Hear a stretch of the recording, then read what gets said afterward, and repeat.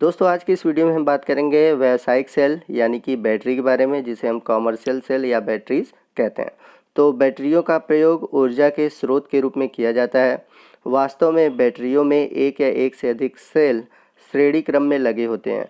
यह वास्तव में गैल्वेनी सेल होते हैं जो रासायनिक ऊर्जा को विद्युत ऊर्जा में बदल देते हैं। तो कहने का तात्पर्य यह है कि जो बैटरियों का प्रयोग किया जाता है उसका उपयोग हम ऊर्जा के स्रोत में करते हैं, और बैटरियां जो होती हैं एक या एक से अधिक जो सेल होते हैं उनके श्रेणी क्रम में लगने से बनती हैं, और ये प्रायः गैल्वेनी सेल होती हैं। और हम लोगों ने गैल्वेनी सेल में पढ़ा है जो कि रासायनिक ऊर्जा को विद्युत ऊर्जा में बदलती हैं। नेक्स्ट हम बात करते हैं बैटरियां अथवा सेल के प्रकार की। तो ये 3 प्रकार की होती हैं। पहला है प्राथमिक सेल, दूसरा है द्वितीयक सेल और तीसरा है ईंधन सेल।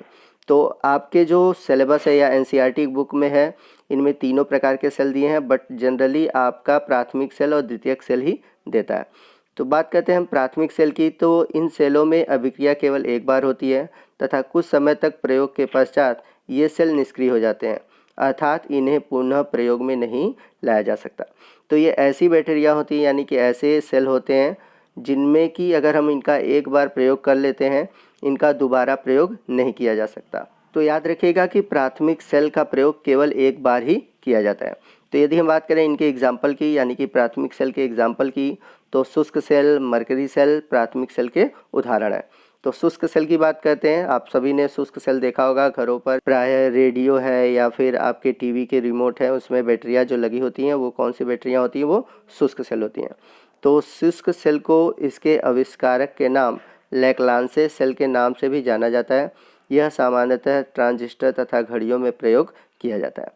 तो आइए शुष्क सेल की संरचना देख लेते हैं। शुष्क सेल की संरचना कैसी होती है। तो हम बात करते हैं शुष्क सेल यानी कि ड्राई सेल की। तो ड्राई सेल आप सभी ने देखा होगा घरों पर, जैसा कि मैंने बताया कि रिमोट की बैटरियां होती हैं या फिर ट्रांजिस्टर है या फिर घड़ियों में लगने वाली जो बैटरियां होती हैं वो शुष्क सेल कहलाती हैं।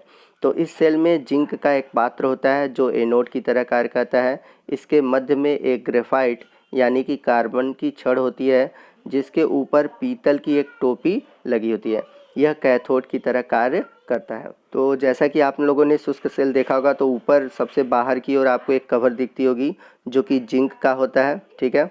और बीच में एक रॉड होती है जो कि कार्बन का होता है, जिसे हम कहते हैं कैथोड, जो कि पॉजिटिव होता है, जबकि जो आपका जिंक वाला पार्ट होता है वो एनोड की तरह कार्य करता है। और आपने देखा होगा कि ये जो कार्बन वाली छड़ है इसके ऊपर एक पीतल की टोपी लगी होती है।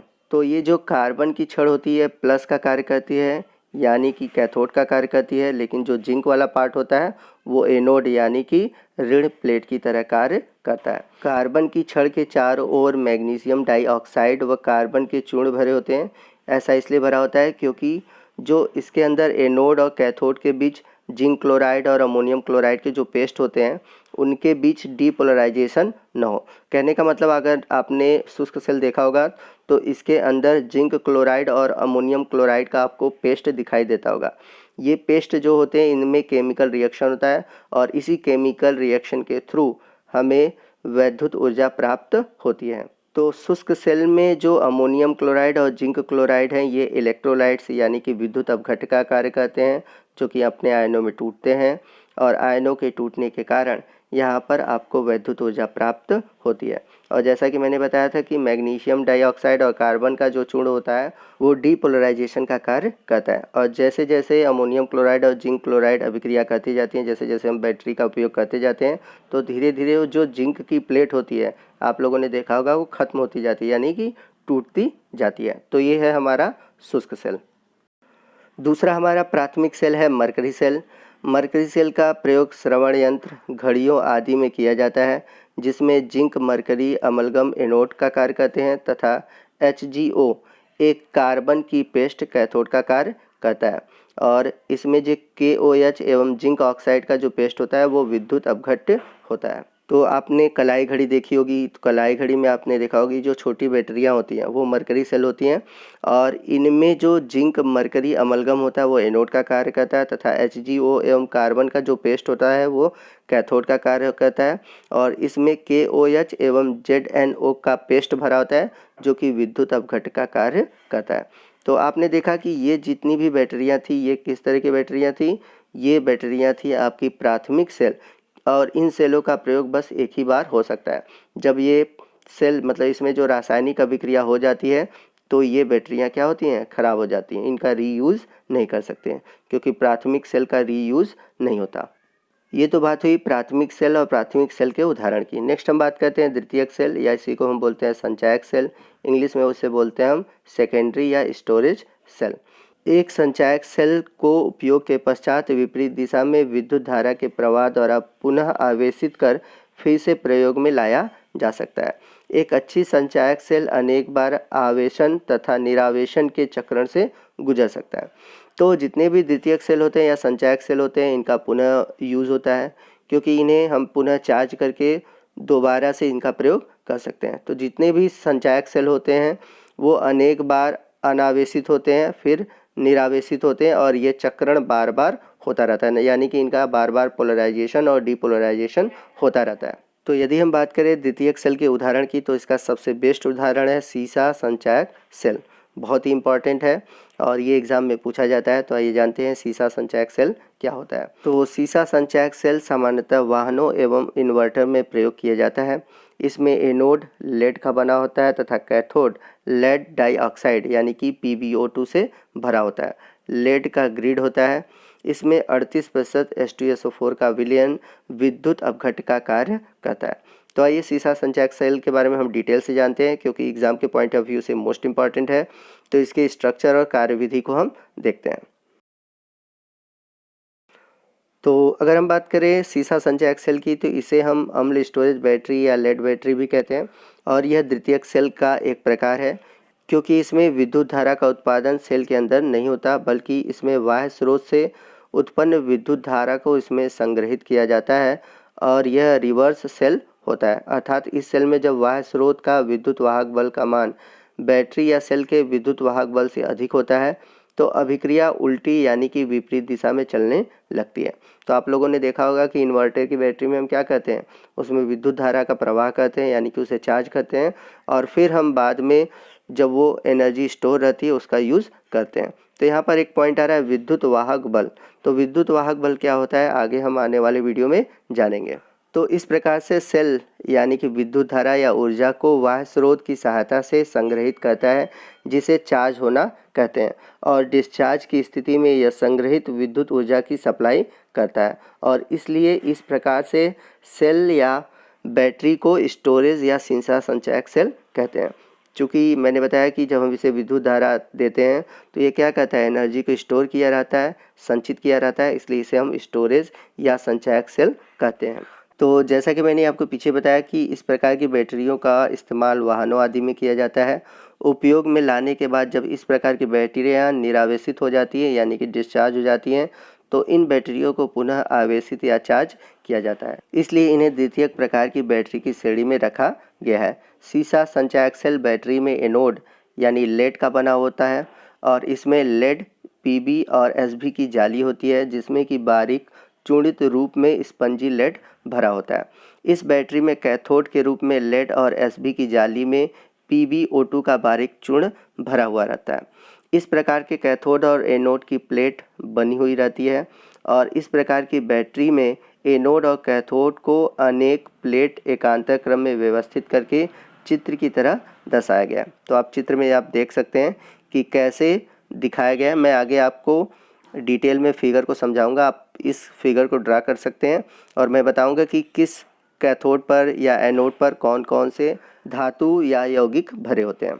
इनको पृथक करने के लिए ग्लास की शीट लगी रहती है। कैथोड और एनोड की ये सभी प्लेटें एकांतर क्रम में होती हैं, जो कि H2SO4 में डूबी रहती हैं। इनके चारों ओर एक पात्र प्लास्टिक आदि सख्त पदार्थ का बना हुआ होता है। तो आपने बैटरी में देखा होगा कि बाहर की तरफ जो चारों तरफ प्लास्टिक की बनी हुई एक सख्त परत होती है। इस प्रकार की बैटरी में H2SO4 विद्युत अपघट्ट का कार्य करता है। तो आप देखते हैं कि जो बैटरी वाली वाटर होती है उसमें एसिड के रूप में H2SO4 होता है, जो कि विद्युत अपघट्ट का कार्य करता है। तो जब हम इसे चार्ज करते हैं तो ये अपने आयनों में टूटता है और हमें एनर्जी देता है। तो आइए देखते हैं कि कैसे आपका सीसा संचायक सेल कार्य करता है और इसकी संरचना कैसी होती है। तो जैसा कि फिगर में आप देख सकते हैं, जो एनोड है वो ब्लू कलर से दिखाया गया है और जो कैथोड है वो ब्लैक कलर से दिखाया गया है। तो जो एनोड है वो उसमें लेड और एंटीमनी भरी होती है और जाली के रूप में रहती है, और इसमें जो लेड होता है वो स्पॉन्जी लेड होता है, यानी कि चूर्ण के रूप में होता है, जिसे हम स्पॉन्जी लेड कहते हैं।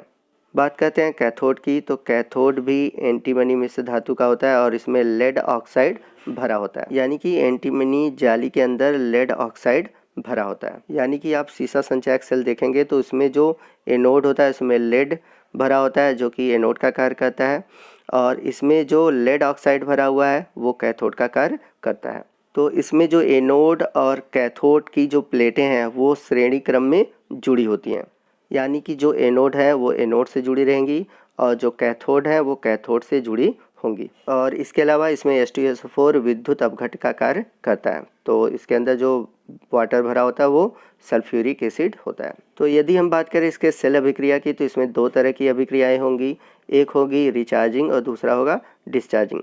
तो पहले हम बात करेंगे विसर्जन अभिक्रिया की, यानी कि डिस्चार्जिंग अभिक्रिया की। तो यदि हम बात करें विसर्जन अभिक्रिया की, तो विसर्जन अभिक्रिया में जो विद्युत अपघट्य H2SO4 है वो अपघटित हो जाता है और H+ आयन और SO4 2- आयन में टूट जाता है।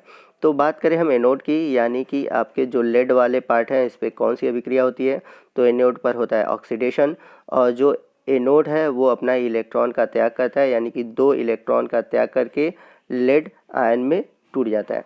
तो यहाँ पर 2 इलेक्ट्रॉन का त्याग किया हुआ है, और हम सभी जानते हैं कि जब इलेक्ट्रॉन का त्याग होता है तो वह अभिक्रिया होती है ऑक्सीडेशन, और पीछे हम लोगों ने पढ़ा है कि हमेशा एनोड पर क्या होता है, ऑक्सीडेशन होता है। अब ये जो लेड आयन है वो पात्र में उपस्थित जो सल्फेट आयन SO4- चार्ज वाले आयन हैं उनके साथ रिएक्ट करता है और रिएक्ट करके बनाता है लेड सल्फेट। तो ये सल्फेट कहाँ से बने, ये सल्फेट आपको कहाँ से मिलेंगे, जो H2SO4 ऊपर ब्रेक किया है उससे प्राप्त होते हैं। तो अभिक्रिया में जो लेड बना वो सल्फेट के साथ अभिक्रिया कर गया, यानी कि विलयन में चला गया, और जो इलेक्ट्रॉन थे वो इलेक्ट्रॉन अब कहाँ चले जाएंगे, कैथोड प्लेट पर चले जाएंगे। और हम सभी जानते हैं कि इलेक्ट्रॉन के प्रवाह से करंट भी प्रवाह होने लगेगा, और जिधर इलेक्ट्रॉन बहती है उसके जस्ट विपरीत आपका क्या बहता है, करंट बहता है, यानी कि अब ये बैटरी क्या करेगी, करंट प्रवाहित करने लगेगी। अब ये इलेक्ट्रॉन कहाँ पहुँच गए हैं, कैथोड पर पहुँच गए हैं। तो कैथोड पर होने वाली अभिक्रिया के बारे में जानेंगे। तो कैथोड पर इलेक्ट्रॉन मिल गया, तो जब भी इलेक्ट्रॉन मिलता है तो वह अभिक्रिया कौन सी होती है, रिडक्शन अभिक्रिया होती है। तो कैथोड पर होता क्या है, कैथोड पर जो लेड डाइऑक्साइड है जो कि आपके H2SO4 से प्राप्त सल्फेट आयन है और H+ आयन है, और अभिक्रिया में एनोड से प्राप्त जो इलेक्ट्रॉन है, तो इलेक्ट्रॉन हमें कहाँ से मिले हुए हैं, एनोड से मिले हुए हैं, तो इन सभी से अभिक्रिया करके बनाता है लेड सल्फेट और जल। तो इस प्रकार कैथोड पर यह अभिक्रिया होती है और लेड सल्फेट और जल बनते हैं। तो जैसे जैसे अभिक्रिया होती है, जैसे जैसे हमें करंट मिलते हैं तो जल की मात्रा बढ़ती जाती है, और सल्फ्यूरिक अम्ल टूट रहा है तो सल्फ्यूरिक अम्ल की मात्रा घटती जाती है। क्यों, क्योंकि अभिक्रिया के दौरान क्या बन रहा है, जल बन रहा है, और जो सल्फ्यूरिक आयन है वो अपना ब्रेक करके करंट हमें दे रहा है, तो सल्फ्यूरिक अम्ल की मात्रा घट जाती है और वाटर की मात्रा क्या होती है, बढ़ती जाती है। तो इस प्रकार से जो हमारी बैटरी है वो धीरे धीरे डिस्चार्ज होना प्रारंभ कर देती है। तो इस प्रकार से जो हमारा सीसा संचायक सेल है, यानी कि जो हमारी इन्वर्टर की बैटरी कह सकते हैं, वो डिस्चार्ज होना प्रारंभ कर देती है। तो डिस्चार्ज होने का मतलब कि अब ये हमें करंट नहीं देगी, तो यहाँ पर अब इसको हमें क्या करना होगा, पुनः आवेशित करना होगा। तो अगला हम देखेंगे पुनः आवेशित अभिक्रिया, यानी कि रिचार्जिंग अभिक्रिया। तो अब इसे हमें आवेशित करना है, तो आवेशित करने के लिए क्या करेंगे, तो आवेशित करने के लिए हम इसे डीसी करंट देंगे। तो डीसी करंट जब देते हैं तो इसका जो पॉजिटिव सिरा होता है वो जुड़ता है हमारे एनोड के साथ। याद रखिएगा किसके साथ जुड़ेगा, एनोड प्लेट के साथ जुड़ेगा, और डीसी स्रोत का जो नेगेटिव सिरा है वो हमारे बैटरी के कैथोड सिरे से जुड़ता है। यानी कि जब रिचार्ज हम करते हैं तो डीसी का जो पॉजिटिव सिरा एनोड से जुड़ता है, तो उस समय एनोड क्या हो जाता है, पॉजिटिव हो जाता है, और जब डीसी का जो नेगेटिव सिरा होता है वो कैथोड से जुड़ता है, तो उस समय हमारा कैथोड क्या हो जाता है, निगेटिव हो जाता है। अब यहाँ पर एक ध्यान देने वाली बात यह है जो कि आप नोट कर लीजिएगा, समझ लीजिएगा, कि जब डिस्चार्जिंग के समय बैटरी में देखा जाए तो एनोड वहाँ पर निगेटिव था और जो हमारा कैथोड था वो पॉजिटिव था। तो डिस्चार्जिंग के समय कैथोड पॉजिटिव और एनोड निगेटिव था। परंतु जब हम इसे चार्ज करेंगे तो यहाँ पर उल्टा हो जाएगा। यहाँ पर हमारा एनोड जो होगा वो पॉजिटिव हो जाएगा और जो हमारा कैथोड होगा वो निगेटिव हो जाएगा। या फिर हम दूसरी भाषा में बोले हमारा कैथोड एनोड बन जाएगा और एनोड कैथोड बन जाएगा। तो आइए देखते हैं पुनः आवेशित अभिक्रिया में रिएक्शन क्या होते हैं। तो एनोड पर क्या होगा, ऑक्सीडेशन होगा। तो यहाँ पर जो लेड सल्फेट और जल है, जैसा कि आप देखे थे यह अभिक्रिया कैथोड में हो रही थी, तो कैथोड में क्या हो रहा था कि लेड सल्फेट और जल बना था। तो यहाँ पर क्या होगा, जो एनोड है, एनोड पर जो ये लेड सल्फेट और जल है वो वापस मतलब जैसे बने थे वापस उसी तरह टूट जाएंगे, यानी कि लेड ऑक्साइड H+ आयन और सल्फेट आयन में टूट जाएंगे। यानी कि आप देख सकते हैं कि जो रिचार्जिंग अभिक्रिया है वो डिस्चार्जिंग अभिक्रिया की जस्ट उल्टी है। यानी कि जो अभिक्रिया में उत्पाद थे यहाँ पर बन जाएंगे अभिकारक और जो अभिकारक थे यहाँ पर बन जाएंगे उत्पाद। तो देखिए एनोड पर क्या हुआ, ऑक्सीडेशन के थ्रू मिला इलेक्ट्रॉन। अब ये इलेक्ट्रॉन क्या होगा, कैथोड पर जाएंगे और रिडक्शन अभिक्रिया देंगे।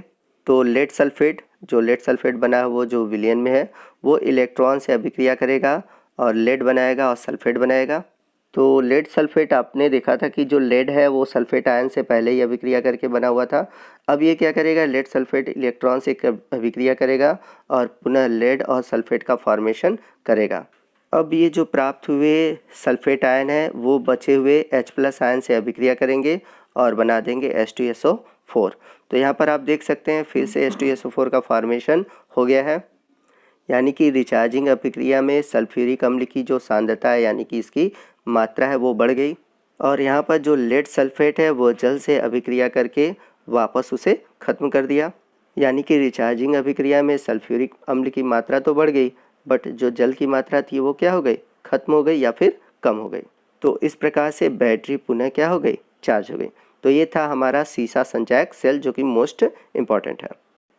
द्वितीयक सेल का एक और उदाहरण देखते हैं जो कि है निकल कैडमियम सेल। तो निकल कैडमियम सेल यह एक अन्य संचायक सेल है जिसकी जो कार्य अवधि होती है वो सीसा संचायक सेल से अधिक होती है। यानी कि इसकी जो ड्यूरेबिलिटी होती है वो अधिक होती है, लेकिन इसके निर्माण में बहुत अधिक लागत आती है।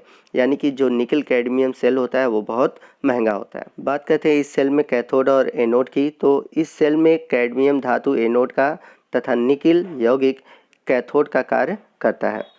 बात करते हैं हम सेल के तीसरे प्रकार की जिसे हम बोलते हैं ईंधन सेल, इंग्लिश में बोलते हैं फ्यूल सेल।